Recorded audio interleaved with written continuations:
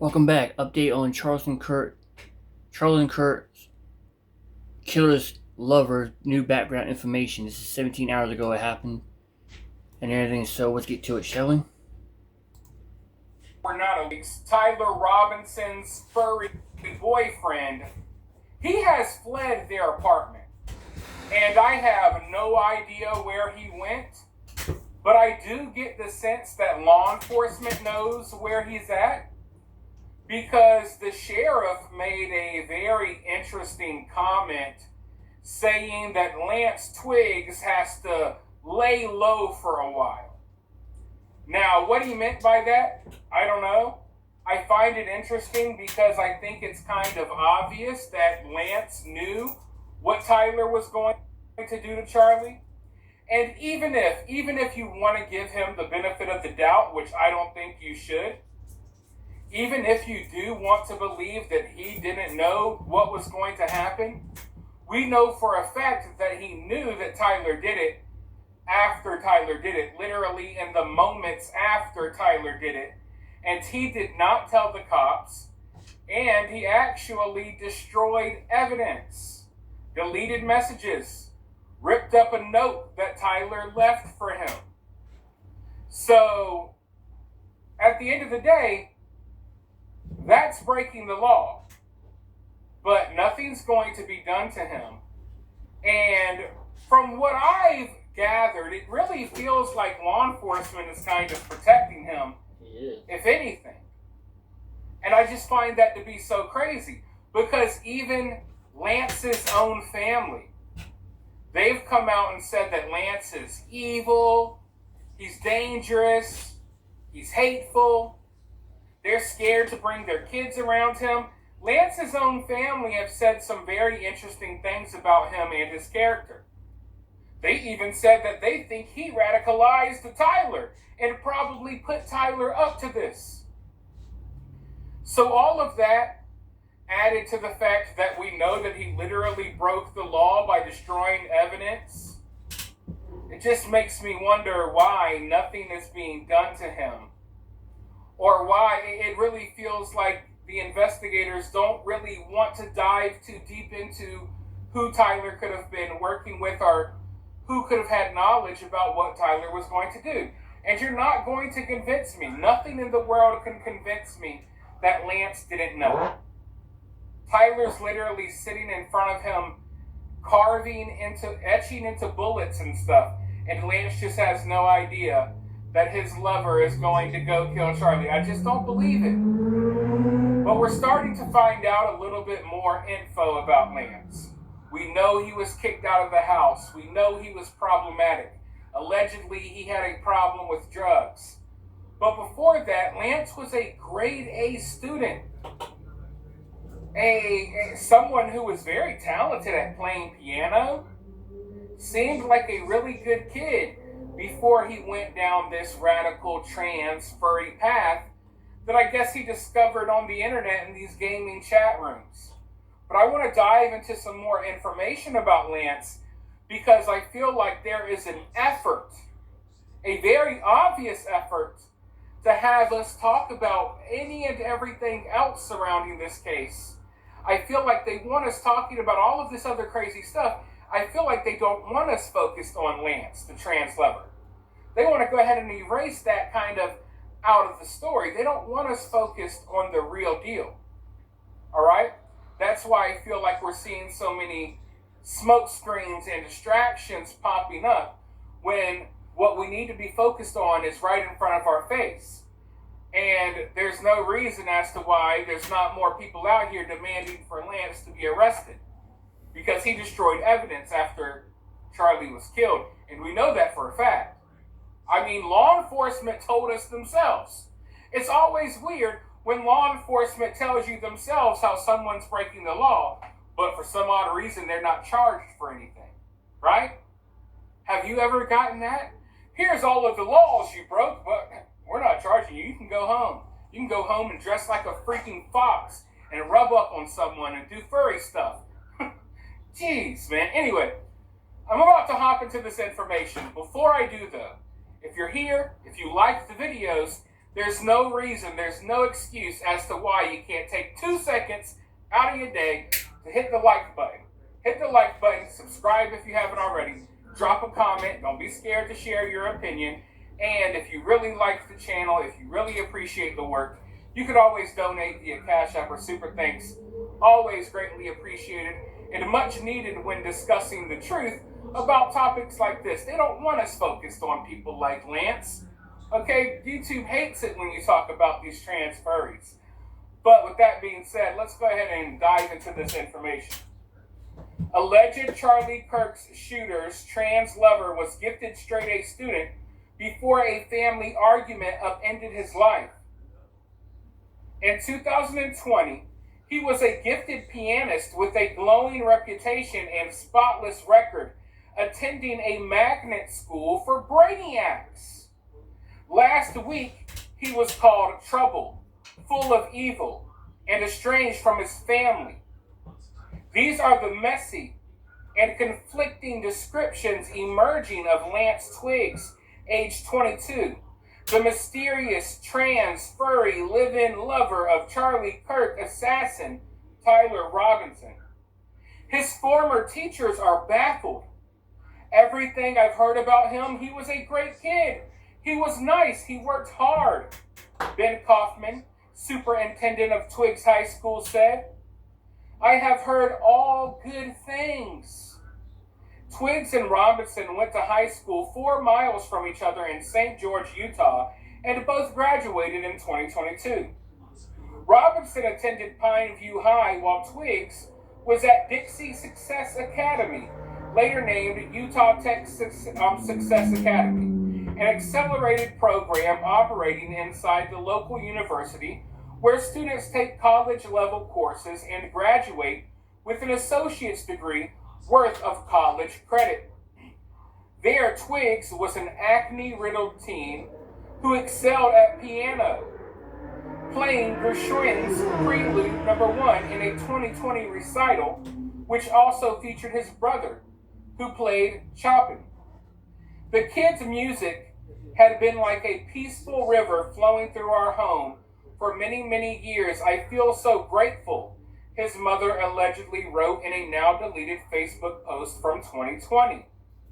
The school attracts students that have been bored through school and want to excel, Kaufman said, adding the small student body has zero time for extracurriculars and do little else but study. Twiggs, the son of a hot tub salesman, also worked in a grocery store as a boy, according to social media content. The turning point appears to have come when he was kicked out of his strict Mormon parents' house in his junior year. The reasons why are disputed. His father thought that he was being disrespectful and was problematic, so they kicked him out, says a relative of Twiggs. He was also using drugs and alcohol and was addicted to online gaming, the family member said. A relative also claimed Twiggs changed and became more radical in recent years, saying he hates conservatives and Christians. He hated us. He was not raised that way, but he, over the years, has become really detached and has become very radicalized. However, Braylon Nielsen, age 19, says that after Twiggs became homeless, her family often took him in. She claims the drug talk is spiteful gossip, and the real reason Twiggs was kicked out was for rejecting Mormonism. It was on and off. He was bouncing couches. He would live with us for a few months, but didn't like taking up our couch.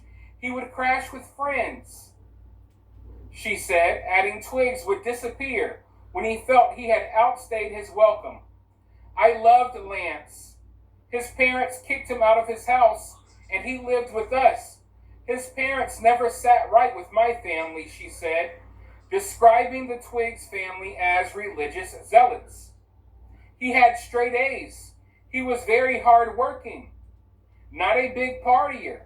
He just took care of people, she said. A Reddit account reported to have belonged to Twigs also posted a take on the exit from his parents. Was told I was possessed by a demon, and then within 30 minutes kicked out of the house because I started laughing and wouldn't go to the bishop for a blessing.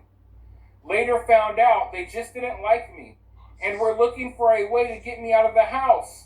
Wasn't even 18 at the time, he said. Attempts to contact some of Twigs' family members have gone unanswered. Whatever the truth, at some point in the last couple of years, Twigs moved into a 3-bedroom townhouse in the well-kept Fossil Hills apartment complex owned by his family.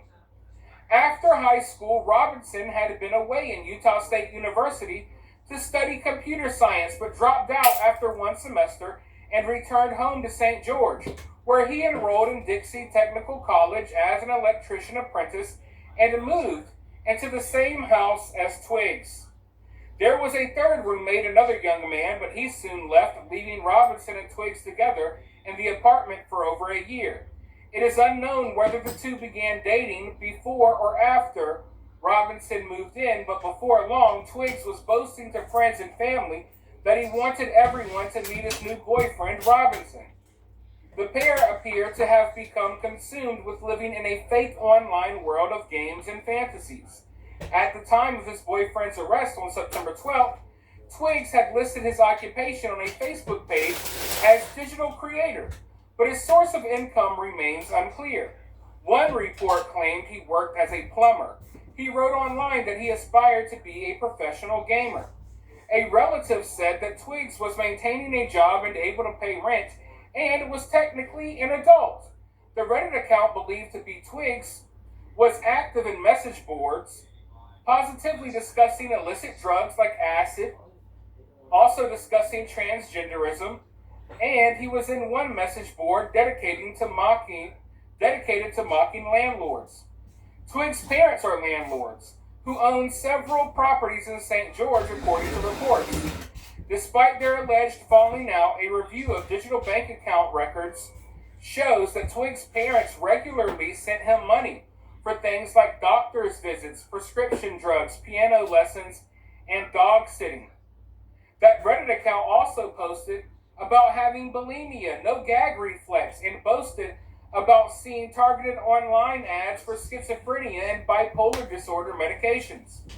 A portrait of Robinson, meanwhile, has emerged, painting him as having a bizarre fetish for sexualized cartoon characters known as furries, with the suspect reportedly having accounts on multiple furry sex sites.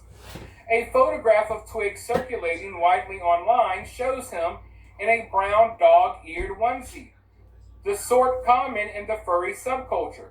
On Instagram, Twigs used a profile of a blue-haired, busty cartoon woman, dressed in a sexualized Garfield the Cat get-up.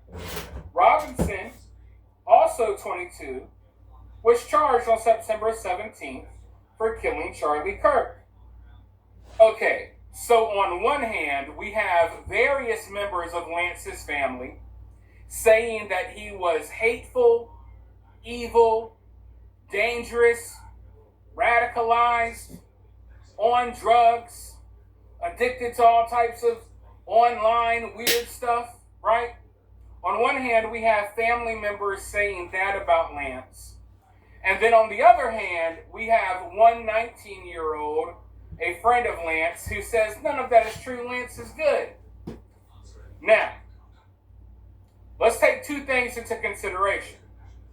One, this 19-year-old friend of Lance is probably a trans furry weirdo themselves. So, can we really take their word for anything? I would say no.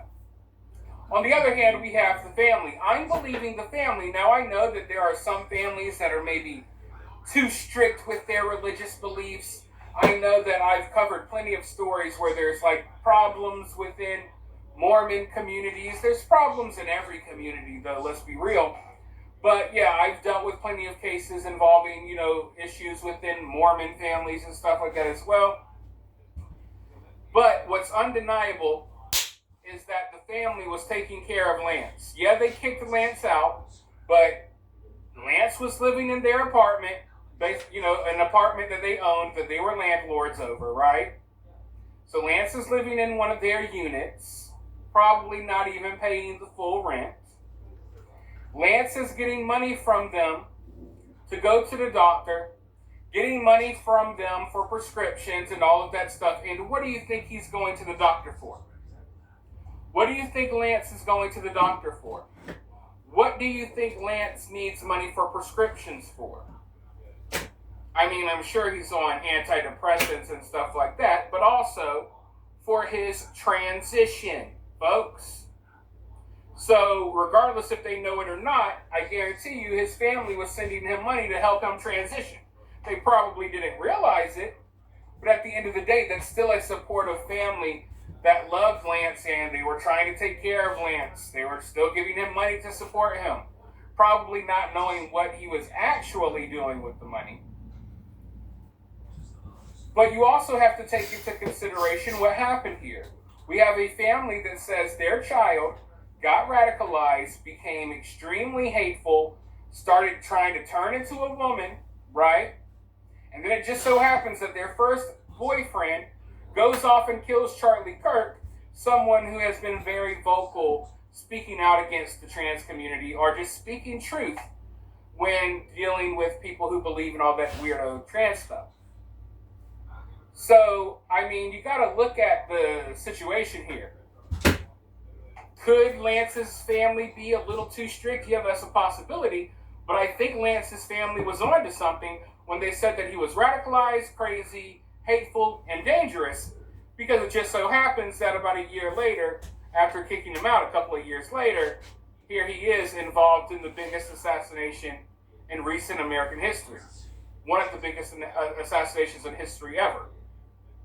So I think Lance's family was onto something when they were saying that this kid had a problem and had an issue. And I think the Lance from when he was a little bit younger playing piano and the Lance that we have now that is a furry animal woman thing in his mind, they're two different people. So yeah, I mean, that's how things happen. You have a normal kid, you have this kid who's like a piano prodigy, straight A's, everything's okay. You don't really monitor what they're doing online. Next thing you know, they're shacked up with an assassin, turning into a woman dressed like a freaking panda bear or something. Like, the world has gotten way too crazy, and it's hard for people to fully understand what's going on out there. I don't even fully understand this sick stuff that's going on out here, but it's happening, folks. Just because you don't understand it doesn't mean it's not happening. So there's a lot of things that I think we all need to, I don't want to say I'm not saying it's important for us to understand the furry subculture, but it is now important for us to understand that the furry subculture exists, and some of these people are literally part of furry militias. I am not joking. They go out in these furry costumes with weapons and stuff and train in the woods. It's freaking crazy. But they're getting ready to wage furry war on their enemies. It's legit It's legit happening, as crazy as it sounds. And yeah, I mean, what else can you say after that? That there's furry militias training to kill their enemies. What else can you say after saying something that outlandish? And it sounds so outlandish because it is outlandish, but it's true. And that's the crazy part.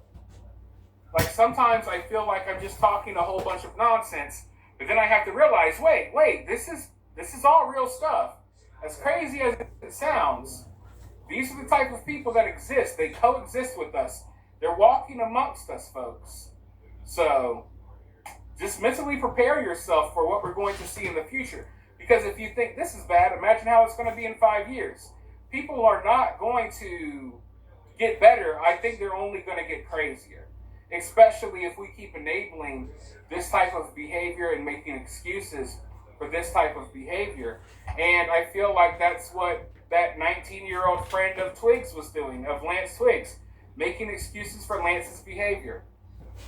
His family obviously noticed the problem, and they were right. I think they were 100% right for noticing the issues within Lance. And where we go from here, I don't know. But it doesn't seem like law enforcement is going to be bringing him in. So he's just going to be out